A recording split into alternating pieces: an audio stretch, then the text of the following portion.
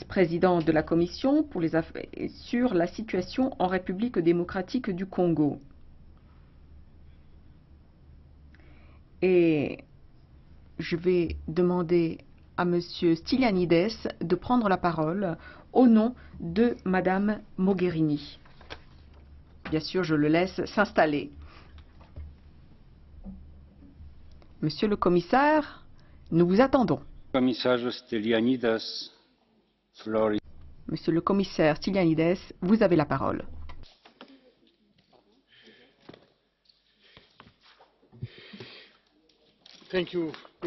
Merci, Monsieur le Président, mes chers collègues. Le projet de résolution préparé par le Parlement souligne plusieurs points avec lesquels, et je suis tout à fait d'accord avec ce qui est dit. D'abord, il faut faire face d'urgence à une augmentation très importante des violations des droits de l'homme. Deuxièmement, il faut pleinement appliquer l'accord politique de décembre 2016. Et il faut créer l'atmosphère politique permettant d'organiser des élections transparentes et justes. Il est important également de travailler en coopération étroite avec l'Union africaine et les organisations régionales. Et quatrièmement, il est important de soutenir les Nations unies. Et à propos des Nations unies, comme le Parlement, je déplore l'assassinat de 2 membres du groupe d'experts des Nations unies, ainsi que leurs collègues congolais dans la province du Kasai au mois de mars de cette année. J'ai d'ailleurs présenté mes condoléances à leurs familles, leurs amis, leurs collègues. Je le répète, l'accord du mois de décembre 2016 est la seule voie qui nous mènera à une transition pacifique et démocratique. La conférence épiscopale du Congo a contribué à cet accord. Il faut le reconnaître. Mais si l'on veut que cet accord soit couronné de succès, les acteurs, tous les acteurs, doivent agir dans l'intérêt du pays. Ce n'est qu'ainsi que l'on arrivera à organiser des élections avant la fin de l'année 2017. Et ce n'est qu'ainsi que l'on rétablira la légitimité constitutionnelle pleine et entière de la République démocratique du Congo.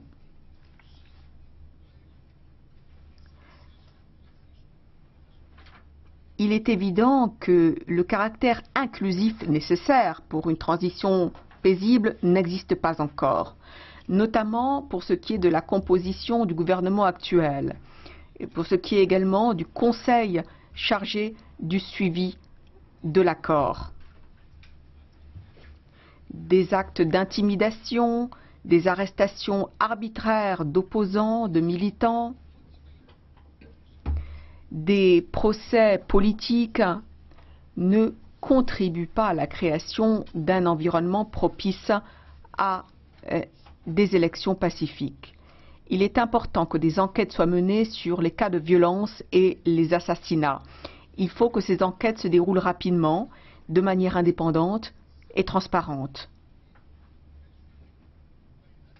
Nous insisterons sur ce point lors de nos contacts bilatéraux avec la RDC, également lors de nos contacts multilatéraux, et notamment dans le cadre de la session du Conseil des droits de l'homme des Nations unies à Genève. La liberté d'expression, y compris pour les médias indépendants, et la liberté d'association doivent être garanties par les autorités. Malheureusement, il y a actuellement trop de restrictions qui pèsent sur ces droits. Monsieur le Président, comme vous le savez, je suis chargé des affaires humanitaires. Nous ne pouvons pas fermer les yeux face à l'impact humain de la recrudescence de la violence dans la province du Kasaï, ainsi que dans d'autres régions du pays où des groupes armés sont actifs. La population civile est victime de violences. C'est ainsi que plus de 3,7 millions de personnes sont réfugiées et déplacées en interne. Parmi eux, 1,1 million rien que dans la région du Kasaï. Nous sommes en contact permanent avec les acteurs humanitaires sur le terrain, MSF, la Croix-Rouge. Les services aériens de ECHO sont prêts à apporter une aide sur place.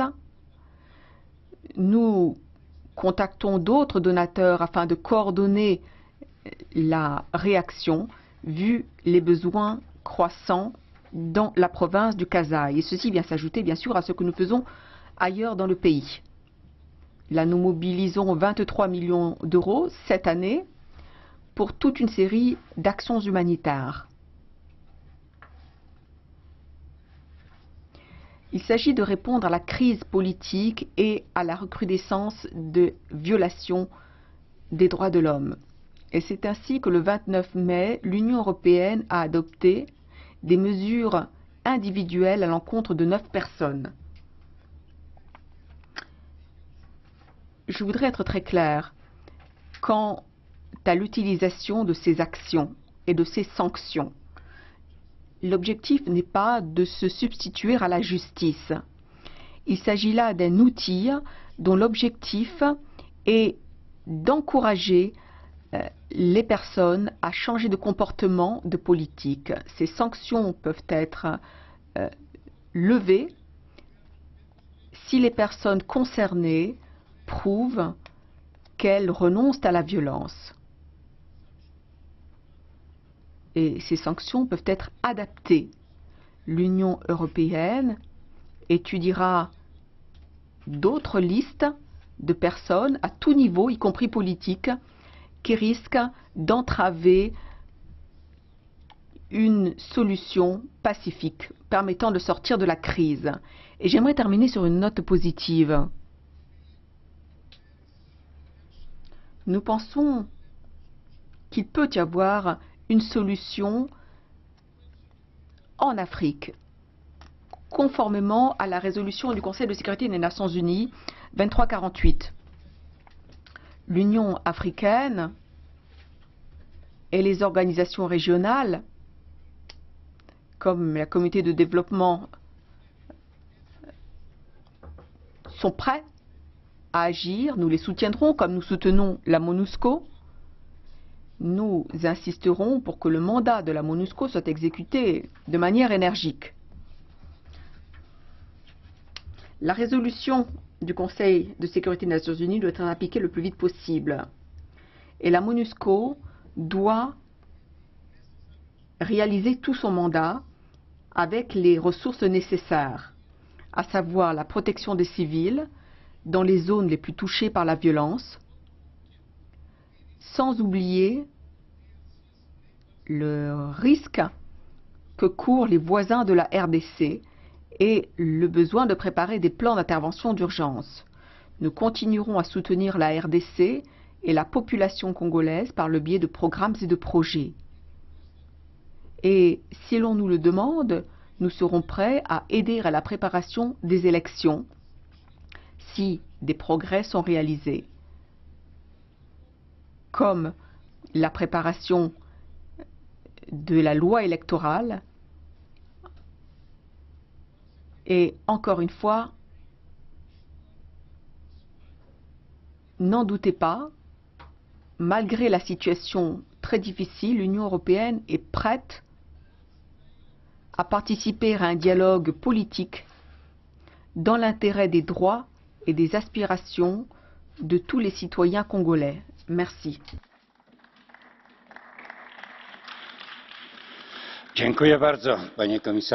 Merci. Merci, Monsieur le Commissaire. Nous allons maintenant ouvrir le débat. Monsieur Galler. Merci, Monsieur le Président. Monsieur le Commissaire, merci beaucoup pour votre déclaration. Au nom de mon groupe, je peux dire que nous partageons votre point de vue et vos exigences. La situation à RDC, effectivement, elle est terrible. Et cela fait un moment que la situation se présente sous ce jour-là. La gestion qui est faite de la situation dans la province du Kasaï est préoccupante. Vous avez dit, à juste titre, qu'il y avait 3,7 millions de personnes déplacées en interne, y compris la population du Kasaï. La semaine passée, j'ai eu l'occasion de parler en tant que président de la délégation des papes, et j'ai parlé tout particulièrement de la situation dans le Kasaï. Après moi, il y a 2 orateurs du RDC qui sont intervenus et aucun n'avait l'impression qu'il fallait traiter de cette question brûlante, ce qui, à mon avis, montre l'attitude de ceux qui sont au pouvoir. En ce moment même, il y a un ministre, Yotan Joji, un ministre de RDC, qui a contacté différents députés ici, et je suis sûr qu'on lui a donné ou qu'on lui a fait passer le même message, c'est-à-dire qu'il faut respecter l'accord du 31 décembre, préparer les élections correctement. Il n'y a pas d'issue. Sinon, s'il dit oui, alors peut-être qu'on pourra le faire 1 mois ou 2 mois plus tard, il ne faut pas l'accepter. Je ne pense pas qu'il faudrait accepter quoi que ce soit, à moins qu'il y ait un consensus large avec tous les acteurs politiques. Si, in fine, il y a un report d'1 mois, très bien. Mais j'ai l'impression que M. Kabila n'a pas vraiment l'intention de quitter le pouvoir et de quitter son poste qu'il occupe encore. Et par conséquent, il faut maintenir notre pression, appliquer les sanctions dont il a été question et dire très clairement qu'il n'y a pas d'alternative au respect de ce qui a été agréé. Merci. Dziękuję panu Gahlerowi. Z przyjemnością bardzo proszę pani Elena Valenciano. 1 minuta. Pues una vez más volvemos a hablar de la República Democrática. Encore une fois, nous parlons de la République démocratique du Congo. Encore une fois, on parle de crise politique, de crise humanitaire, de crise sécuritaire. Mes collègues, le commissaire également, ont déjà cité les chiffres. Mais en fait, tout ceci a un nom, Kabila. Nous ne pouvons plus ignorer ce fait. La situation se dégrade de jour en jour et elle est liée au fait que Kabila n'a pas la moindre intention de quitter le pouvoir. Nous devons donc faire quelque chose. En plus de nos diverses manifestations, en plus de l'accord de décembre 2016, qui n'est pas appliqué, même si je suis d'accord avec le commissaire, c'est notre seule marge de manœuvre pour négocier. Alors peut-être faudrait-il maintenir les sanctions, peut-être faudrait-il imposer plus de sanctions. Il y a aujourd'hui une situation dans ce pays avec une population qui subit l'enfer. Et les gens attendent une réponse de la part de l'Union européenne. Plus de sanctions qui auront peut-être, probablement, plus d'effets. Merci. Pour le CR, M. Tannock. Monsieur le Président, quand on parle de la RDC, nous en avons parlé il y a 6 mois dans cette Assemblée et nous pensions que l'accord avec la conférence épiscopale permettrait d'ouvrir la voie à des élections avant la fin de l'année, mettant fin à l'impasse et au règne de 16 ans de Kabila. Mais rien n'a été fait maintenant pour mettre en œuvre les termes de cet accord. Et la situation en matière de sécurité s'est encore dégradée. C'est surtout le cas dans le Kasaï où les forces de sécurité et les milices continuent de s'opposer fréquemment. Au cours des derniers mois, 400 personnes ont été tuées et plusieurs millions de personnes ont quitté la zone. Il y a des activités de groupes rebelles, y compris le mouvement M23 et la milice islamiste, connue comme forces alliées. Il y a également eu des attaques contre des prisons il y a quelques jours. 11 personnes ont été tuées et des centaines de prisonniers se sont échappés.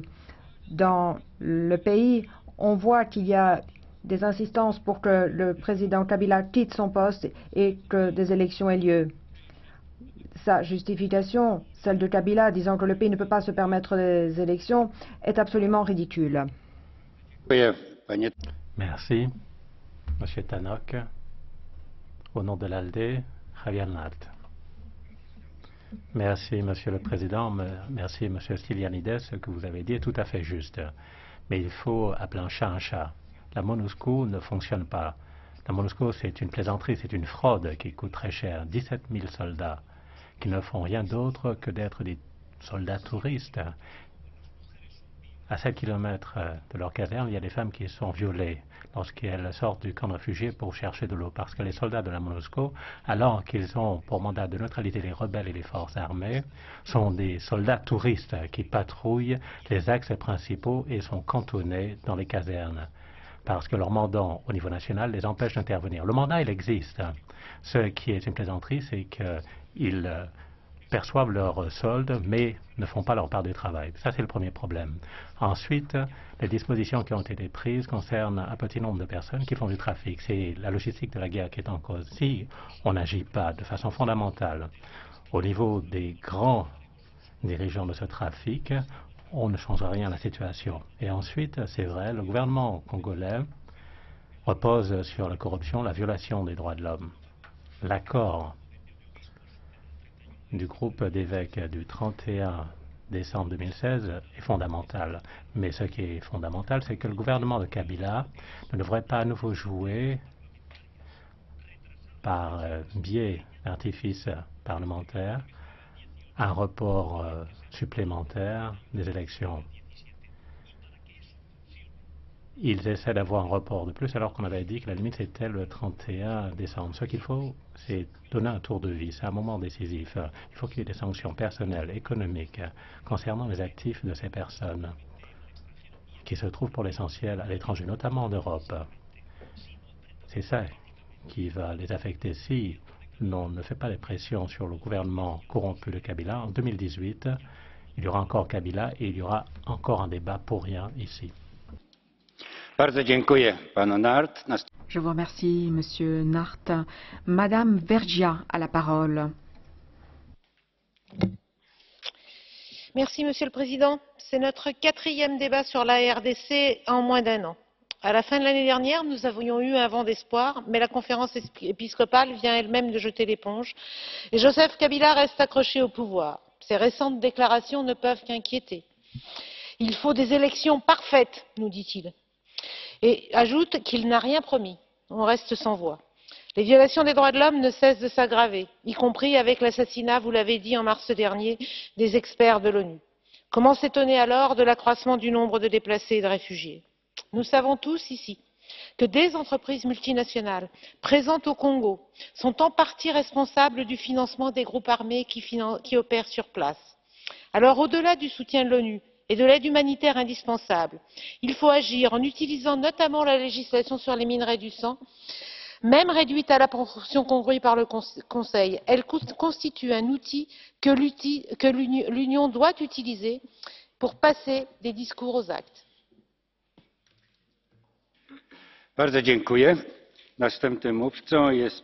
Je vous remercie. L'orateur suivant est Monsieur Jordi Solé. Merci, Monsieur le Président. Monsieur le Commissaire, en janvier 2015, des manifestations ont éclaté dans plusieurs villes congolaises contre une tentative de modification de la loi électorale. 27 personnes ont été tuées. Déjà en ce moment, l'Union européenne était au courant de la grave crise politique dans le pays, mais la Commission et le Conseil ont attendu presque 2 années pour devenir un peu actifs et finalement imposer des mesures ciblées contre certaines autorités congolaises qui sont responsables de la répression de l'opposition et de graves violations des droits de l'homme. En même temps, l'Union européenne s'est félicitée du dialogue national, une initiative visant à aider à l'organisation de l'élection présidentielle, mais qui plutôt s'avère comme une des nombreuses tentatives du président Kabila de reporter ces élections. Les autorités congolaises ont violé depuis des années des dispositions clés de l'accord de Cotonou. Normalement, cela aurait dû déclencher des consultations officielles sous l'article 86 il y a longtemps. Eh bien, qu'est-ce qu'on attend? Alors que le président Kabila n'a pas encore mis en œuvre les accords du mois de décembre, la situation politique, humanitaire et des droits de l'homme s'aggrave de plus en plus. Il est temps que l'Union européenne s'engage plus activement et fortement au Congo afin d'éviter toute nouvelle escalade et déstabilisation dans toute la région. Merci. Uprzejmie dziękuję, panie Sole. Następnym mówcą jest... Merci, Monsieur Solé. Monsieur Ignacio Corrao. Merci, Président, Monsieur le Commissaire, bonsoir. Depuis le début du mandat, nous nous sommes occupés à plusieurs reprises de la République démocratique du Congo. Pour des problèmes de nature différente, il y a des chefs politiques qui manipulent la Constitution, si on peut appeler Kabila chef politique. Il veut absolument rester au pouvoir. Il y a des mercenaires armés, il y a une violation des droits de l'homme, des minerais du sang. La situation ne fait que se dégrader à vue d'œil. L'Union européenne n'a pas d'énormes compétences en matière de politique étrangère, mais elle pourrait agir au niveau des politiques commerciales. Les problèmes du Congo ne sont pas tous liés aux spéculations des multinationales qui essayent de profiter de matériaux importants à bas coût. Mais c'est un facteur d'instabilité dans le pays. Une action plus déterminée de l'Union européenne en matière de responsabilité des multinationales permettrait d'avancer considérablement au Congo et ailleurs. Le Congo est un pays riche, Monsieur le Président. Il est énormément riche en mourir au sens propre du terme. Merci. Orateur suivant, au nom de l'ONF, Monsieur Jean-Luc Schaffhauser. Monsieur le Commissaire, chers collègues, nos résolutions soulignent à raison le bilan humanitaire du conflit en RDC.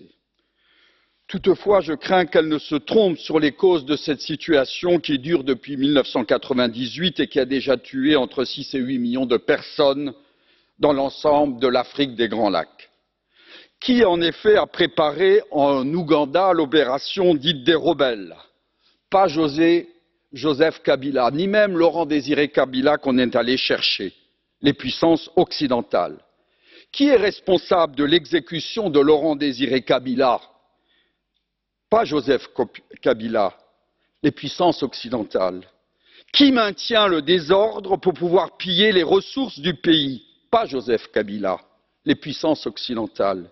Qui laisse Paul Kagame occuper l'est du pays pour exporter les minerais volés en RDC au Rwanda? Pas Joseph Kabila, les puissances occidentales. Qui propose de rajouter de la déstabilisation derrière le formalisme démocratique? Toujours les puissances occidentales, pas Joseph Kabila. Chers collègues, alors qu'une transition douce a été négociée par l'intermédiaire des évêques, certains d'entre vous sont plus intransigeants que l'opposition congolaise. Alors que le président Kabila suit la Constitution par les accords de Saint-Sylvestre, toujours en vigueur, vous êtes plus extrémistes que les Congolais, en oubliant la finalité de ces accords, la stabilité, la sécurité de tous les Congolais. Le 31 décembre, il y aura une transition et j'espère qu'elle se fasse pour la paix. Je vous remercie. Dziękuję bardzo. Tym sposobem zakończyliśmy wystąpienia w imieniu grup politycznych. Merci. Nous sommes arrivés à la fin de la liste des orateurs s'exprimant au nom des groupes politiques. Je souhaite la bienvenue à M. Ventas. Merci. Beaucoup d'orateurs ont déjà signalé le fait que la situation en RDC avait empiré de façon dramatique depuis l'an dernier. L'an dernier, le président Kabila avait organisé ou promis d'organiser des élections libres dans le courant de 2017. Mais après 6 mois de négociations prometteuses sous l'égide de l'ONU, entre l'ONU et le gouvernement congolais, la situation est à nouveau préoccupante. La tentative de M. Kabila d'étendre son mandat conduit à une incertitude quant à l'avenir de la population. Il y a une action non seulement de l'armée, mais également des milices, souvent tolérée par le gouvernement. En plus de la crise sécuritaire mentionnée par le commissaire, il y a également une tragédie humanitaire qui concerne 7,5 millions de Congolais. La situation des droits de l'homme est alarmante. Ces droits sont violés, il y a une violence exercée contre les enfants qui sont contraints de devenir des enfants soldats, les femmes sont torturées et violées. Et il y a des attaques qui sont perpétrées contre des travailleurs d'organisations venant en aide aux démunis dans le pays. Je pense qu'il faut qu'on ait un plan nous permettant de développer non seulement la région, mais l'Afrique de façon générale. Et il faudrait contribuer à résoudre la crise dans le pays. Merci. Madame Arena a la parole. La situation humanitaire et sécuritaire en RDC se détériore fortement. Dans le Kasaï, pourtant autrefois pacifique, les violences et les répressions font rage. Depuis août 2016, les exécutions sommaires, les meurtres d'enfants, le recrutement d'enfants soldats, les violences sexuelles frappent les populations civiles. Ces violences qui impliquent miliciens, soldats et policiers ont fait plus de 400 morts, plus de 40 fosses communes ont été découvertes, 400 000 enfants risquent la famine, plus d'1,5 million de Congolais ont fui la région. Cette crise dans le Kasaï se joue sur fond de ce qui devrait être une transition politique prévue par l'accord du 31 décembre 2016 et qui a peine à voir le jour.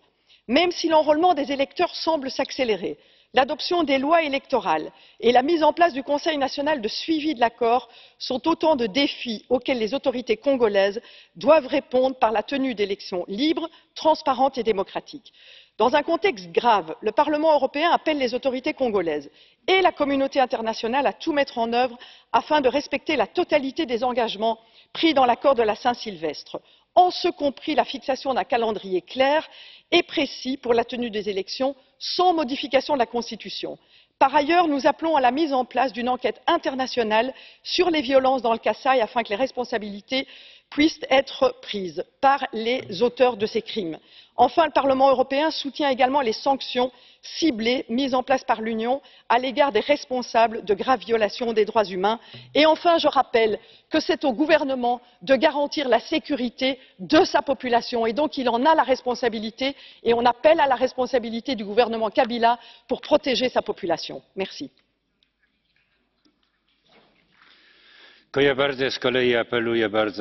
Merci. Je voudrais vous rappeler de ne pas dépasser votre temps de parole, comme cela vient de se produire. Madame Fotiga, maintenant. Merci. Monsieur le commissaire, je partage votre évaluation de la situation. Je voudrais souligner plusieurs questions, cependant. Tout d'abord, la nécessité de mettre en œuvre un programme politique fondé sur l'accord du 31 décembre 2016.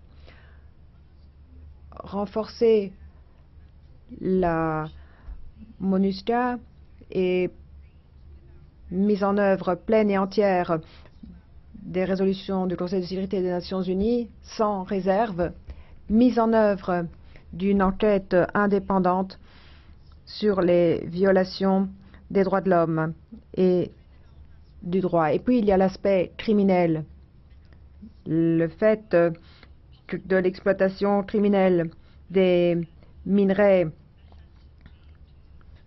Cela a des conséquences, notamment la nécessité de renforcer les règles du commerce international qui s'appliquent au Congo. Merci.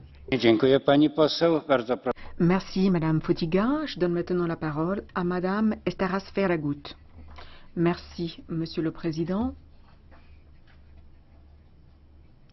Nous parlons aujourd'hui de la situation très préoccupante en République démocratique du Congo. On a donné les chiffres, plus de 7 millions de personnes, dont 4,4 millions sont des enfants, sans éducation, sans service de santé, sans eau potable. Presque 6 millions de personnes souffrent de problèmes de nutrition, énormément de personnes déplacées à cause du conflit. Il s'agit donc là d'une situation de grande urgence humanitaire. Et comme l'a dit le commissaire, les droits de l'homme sont violés tous les jours. Il y a des cas de torture, des cas d'enlèvement, des cas de viol, d'abus sexuels. Et cette violence, elle est perpétrée partout.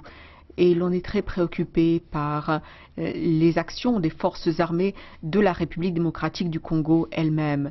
Des élections doivent avoir lieu, cela a été dit. L'Union européenne doit obligés au dialogue pour que l'on puisse avoir le plus vite possible un gouvernement démocratiquement élu à la tête du Congo. Nous ne pouvons pas nous contenter d'observer une situation. On ne peut pas se contenter d'observer des violations des droits de l'homme, alors que nous, Union européenne, voulons représenter les valeurs de la paix et de la sécurité. Alors, dénonçons ces violations des droits de l'homme, dénonçons ce recours disproportionné à la violence par les forces de l'État même. On constate ces cas également au Rwanda. Par le biais d'une résolution, nous avons demandé la libération de Victoria Ingabire. C'est la même chose pour le Congo. Il faut également que la mission des Nations Unies soit stabilisée de manière à ce qu'elle puisse véritablement exercer son mandat et de manière à ce que l'aide humanitaire puisse arriver partout. Enfin, il faut enquêter jusqu'au bout sur ces crimes. Il faut identifier les responsables et il faut parvenir à avoir un gouvernement véritablement démocratique à la tête du pays. Merci. Madame Cécile Kienge. L'article 52 de la Constitution congolaise récite « Tous les Congolais ont droit à la paix et à la sécurité ». Pourtant, la violence et l'insécurité se répandent sur l'ensemble du territoire national. Articles 23 et 24 « Toute personne a droit à la liberté d'expression et d'information ». Pourtant, toute voix difforme au régime en place est violemment réprimée. Article 15 « La violence sexuelle est érigée en crime contre l'humanité ». Pourtant, des milliers de femmes en RDC n'ont toujours pas trouvé justice. Article 58. Tous les Congolais ont le droit de jouir des richesses nationales. Pourtant, l'État ne garantit aucune redistribution équitable. Article 47. Le droit à la santé et à la sécurité alimentaire est garanti. Pourtant, 400 000 enfants au Kasaï sont victimes d'une catastrophe humanitaire en cours. Enfin, l'article 70. Le mandat du président de la République est renouvelable une seule fois. Et pourtant, à ce jour, aucune date pour les élections n'a été décidée. La RDC doit se réapproprier de son futur et devenir la plus grande nation démocratique et prospère qu'elle aurait dû être depuis longtemps. La résolution du Parlement européen exige des réponses à toutes ces violations systématiques des principes constitutionnels. Merci.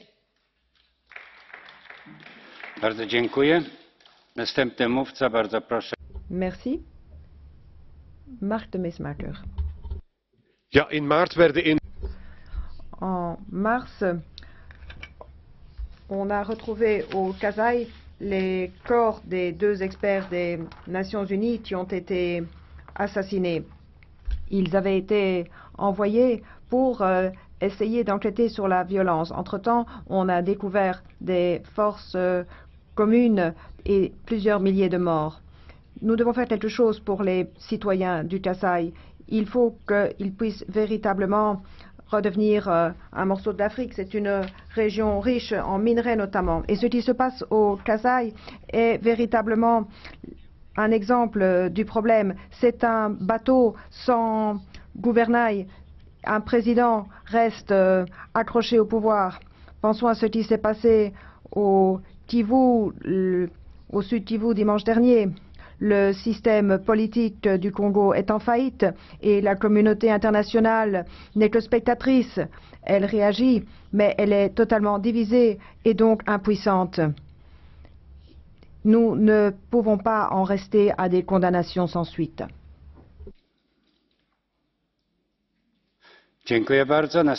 Merci. Orateur suivant, Madame Jiménez Becerril.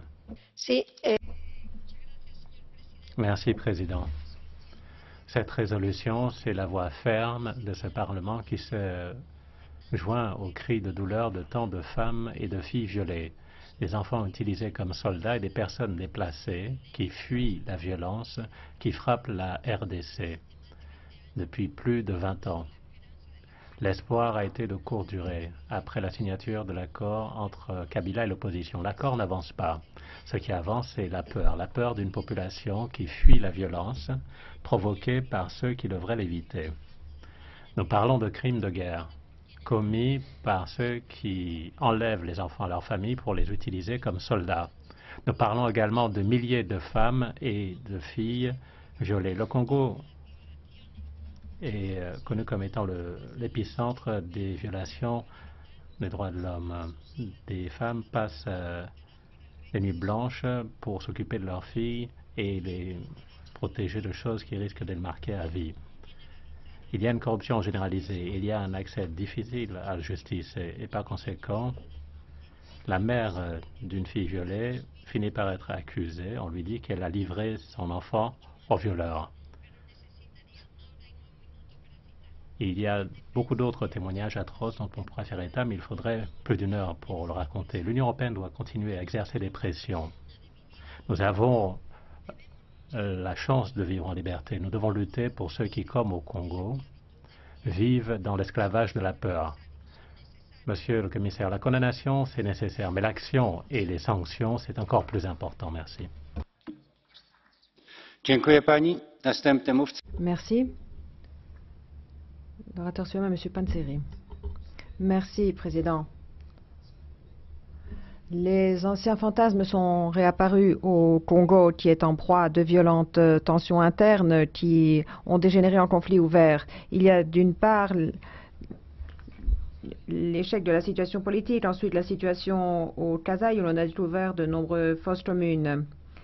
On voit souffrir un peuple qui n'a jamais connu de transition pacifique du pouvoir et qui ne bénéficie pas des grandes richesses de son sous-sol.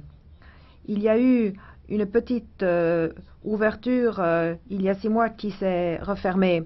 Nous sommes maintenant sur une voie sans issue. On voit ce qui se passe dans le Kivu, dans le nord, ce qui se passe au Katanga, on voit ce qui se passe avec le drame du Kasaï, des droits de l'homme foulés aux pieds, des personnes qui veulent la vérité. J'espère qu'il y aura une prise de conscience dans l'Union européenne et dans la communauté internationale qu'il est nécessaire aujourd'hui, plus que jamais, de passer des paroles aux actes pour garantir une transition politique. C'est cela dont le Congo a besoin. Je vous remercie, Monsieur Panzeri. Madame Post. Merci, Monsieur le Président, mes chers collègues. En tant que féministe, je souligne que la violence sexuelle en République démocratique du Congo continue d'atteindre des niveaux extrêmement graves en raison de cette nature systématique. Les femmes, les jeunes filles, les enfants sont violés, sont également soumis à d'autres atrocités comme les mutilations, participation forcée de membres de la famille au viol, viol de masse, etc. Ceci contribue à une augmentation du nombre de cas de violences sexuelles et sexuées en général. Il est important d'agir. C'est la raison pour laquelle je soutiens le mandat des Nations Unies qui vise à protéger les femmes contre les groupes armés. Je demande au gouvernement congolais de mettre fin à l'impunité des auteurs de violences sexuelles et je demande à ce que les auteurs de ces crimes répondent de leurs actes. Merci. Monsieur Zorigno. Merci. Avec le maintien contraint au pouvoir de la part de Kabila, soutenu par la décision controversée de la Cour constitutionnelle, la violence est retournée en RDC et on assiste à une détérioration des conditions de vie et de sécurité dans le pays. Depuis 2016, plus d'1 million de personnes ont été contraintes à se déplacer, à quitter leur lieu de résidence. Ce chiffre est supérieur au nombre de réfugiés en Syrie. Toute cette instabilité a créé une crise de sécurité généralisée. En même temps, l'épidémie d'Ebola est retournée en RDC. Il y a eu des cas de contagion de cette maladie mortifère. La communauté internationale et l'Union européenne tout particulièrement doivent jouer un rôle ferme et prépondérant concernant le respect de l'accord de décembre 2016 sous l'égide de la conférence épiscopale, de façon à ce qu'en novembre, les conditions soient réunies pour qu'il y ait un processus électoral libre, transparent et sans incident. Il faut être vigilant pour ne pas être complice d'une crise humanitaire de plus en Afrique. Merci. Je donne maintenant la parole à Nina Gill.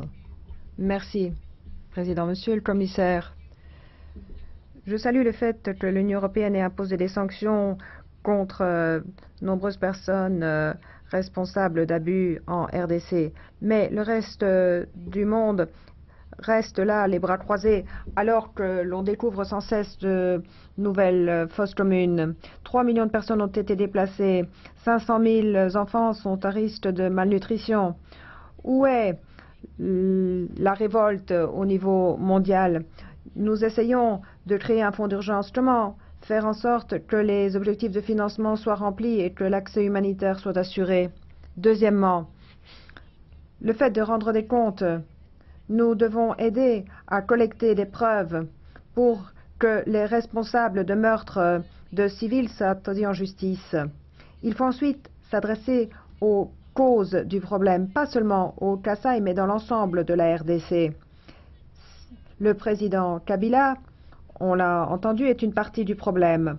Nous avons besoin de pression internationale forte pour déclencher le processus électoral. Je vous invite à mettre cela à l'ordre du jour du prochain Conseil des affaires étrangères. Avec nos partenaires étrangers, nous devons agir. Sinon, nous risquons d'avoir une déstabilisation de l'ensemble de l'Afrique centrale. Et à ce moment-là, le problème sera encore plus fort. Merci. Je vous remercie. Eh bien, le débat est terminé. Nous avons entendu toutes les interventions au nom des groupes et à titre individuel. Nous allons à présent passer aux interventions à la demande. Monsieur Joseph Faria. Merci, Monsieur le Président. Monsieur le Commissaire, chers collègues, la lutte pour le contrôle sur les immenses ressources naturelles du pays, la violence ethnique en RDC, ont créé l'une des plus grandes crises humanitaires de l'histoire récente. On ne peut pas passer cela sous silence. Plus de 5 millions de morts, 17 millions de déplacés internes, des camps de réfugiés surpeuplés, des centaines de milliers de personnes victimes de famine, de maladies et d'épidémies, y compris le retour de l'Ebola. Les femmes et les filles, comme dans la plupart des conflits, sont les principales victimes de la terreur au quotidien dans ce pays. Le viol et l'assassinat de femmes, c'est devenu quelque chose d'usuel. Des enfants de 5 ans souffrent de malnutrition aiguë et des milliers d'autres enfants sacrifient leur enfance en devenant des enfants soldats. L'inaction et le silence de Joseph Kabila, le président, face à ces atrocités commises contre son peuple et l'augmentation des attaques contre les travailleurs, les caravanes d'aide humanitaire, c'est quelque chose d'inacceptable. L'Union européenne doit donc proroger l'application des sanctions contre ceux responsables de ces violations graves des droits de l'homme, comme le commissaire l'a dit, et pour sabotage du processus démocratique en RDC en vue de la paix. Et l'on demande à M. Kabila de donner suite à ses engagements à convoquer les élections présidentielles d'ici la fin de cette année, de réunir les conditions pour que cette échéance électorale soit libre, transparente et crédible. Merci. Merci. L'orateur suivant est M. Frunzulica. Pani President, dear colleagues. Merci, mes chers collègues, Monsieur le Commissaire. Je suis très préoccupé par l'augmentation de la violence et de l'instabilité politique en RDC. Cette situation a en effet des conséquences sur les pays voisins. Et je demande à l'Union européenne d'adopter les mesures et les actions nécessaires pour une désescalade des tensions. Il faut faire face à la crise humanitaire, il faut respecter les droits de l'homme tels que prévus par la Constitution congolaise. Des élections présidentielles et législatives menées de manière transparente et équitable dans les temps nous permettra d'arriver à une transition pacifique. L'accord de Cotonou prévoit le respect de la démocratie, de l'état de droit, ce qui n'est pas le cas aujourd'hui. Le respect de la démocratie, la paix, la transition pacifique doivent être la priorité de toutes les forces démocratiques du Congo.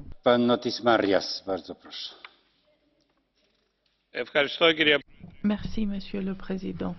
La situation dramatique qui règne dans la République démocratique du Congo donne lieu à beaucoup d'inquiétudes au sein du Parlement européen. Nous avons débattu à maintes reprises à propos de ce sujet et à chaque fois, la situation ne fait que s'empirer. Il y a des violations des droits de l'homme, des assassinats, des arrestations, la liberté d'expression est réprimée, il y a des conséquences humanitaires très néfastes.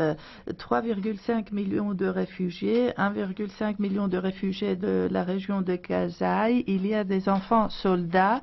Beaucoup d'enfants se sont devenus soldats et c'est un crime.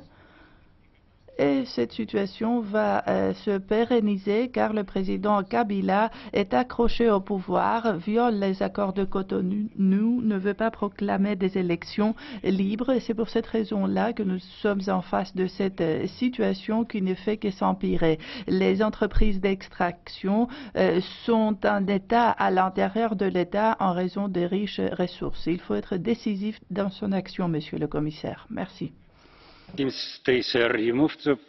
Merci. Monsieur Castaldo. Merci, Monsieur le Président. Que reste-t-il de la RDC? Seulement la géographie. Il n'y a plus de république, plus de démocratie.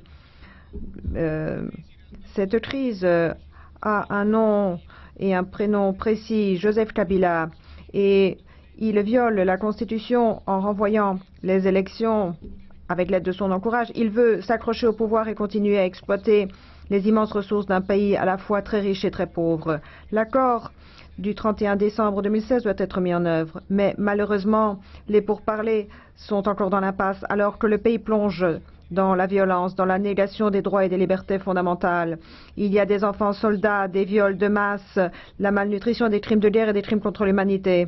Nous demandons qu'enfin soit appliqué l'accord de Cotonou, y compris l'article 96 qui doit être traduit dans les faits. L'Union doit jouer son rôle comme médiateur, doit également utiliser tous les moyens de pression diplomatique possibles pour garantir une pression politique et pacifique réelle et que les élections soient crédibles. Le cri de douleur du peuple congolais ne peut pas et ne doit pas être pour nous seulement un écho lointain. Merci.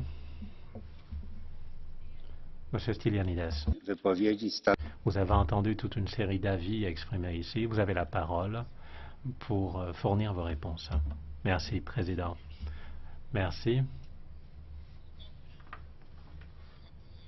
À n'en pas douter, nous avons eu un échange très riche. Je suis très reconnaissant aux députés de leurs interventions précieuses. Je veux pour témoin de l'attachement de l'Union européenne à cette question la résolution portant sur la crise en RDC. Le lien Union européenne-RDC, c'est un lien entre citoyens, entre familles, entre communautés également. La situation dans ce grand pays ne nous est pas indifférente, ce grand pays qui se trouve au cœur de l'Afrique. Et par conséquent, on souhaite faire tout ce qu'il est possible de faire en utilisant les outils que nous avons à notre disposition. Tout d'abord, pour accompagner le peuple congolais dans la crise actuelle, pour les soutenir et les aider à mettre en place des institutions redevables qui feront leurs preuves, et ensuite les aider à obtenir des résultats en matière de bonne gouvernance et les aider également à mettre en place une démocratie qui tienne la route. Chers collègues, de ce débat, je conclus que nous sommes tous d'accord pour dire qu'il y a intérêt à parler avec les autorités congolaises pour faire avancer la transition jusqu'à l'élection, à condition qu'il y ait un respect accru pour les droits de l'homme et pour les libertés fondamentales. Sauf de quoi, nous allons tirer les conséquences nécessaires. Et donc, nous allons continuer à suivre de près la situation en République démocratique du Congo sous tous les aspects possibles. I completely agree with you that Je suis tout à fait d'accord avec vous.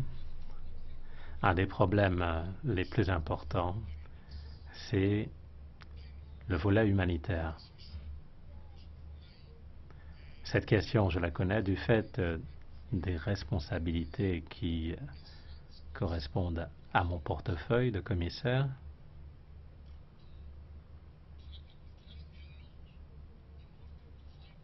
Et je l'ai dit, je vais essayer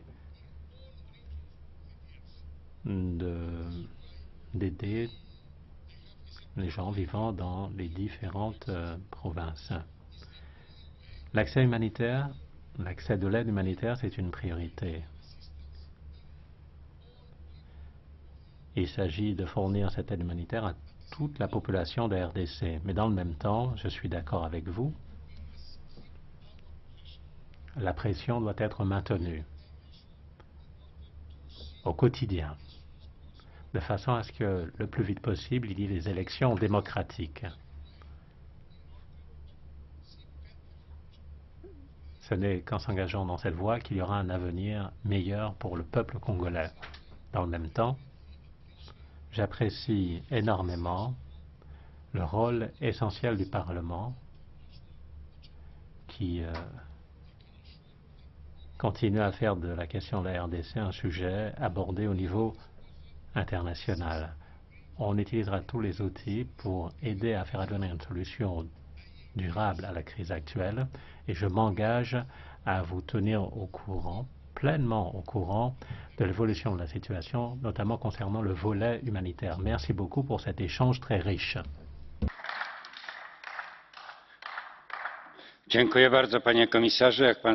Je vous remercie, Monsieur le Commissaire.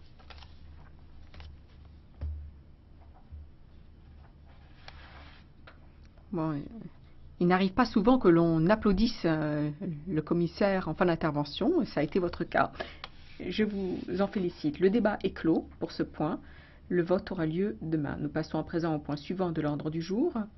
Il s'agit d'une déclaration de la vice-présidente de la Commission et haute représentante de l'Union pour les affaires étrangères et la politique de sécurité sur la situation humanitaire au Yémen. Eh bien, c'est à nouveau un plaisir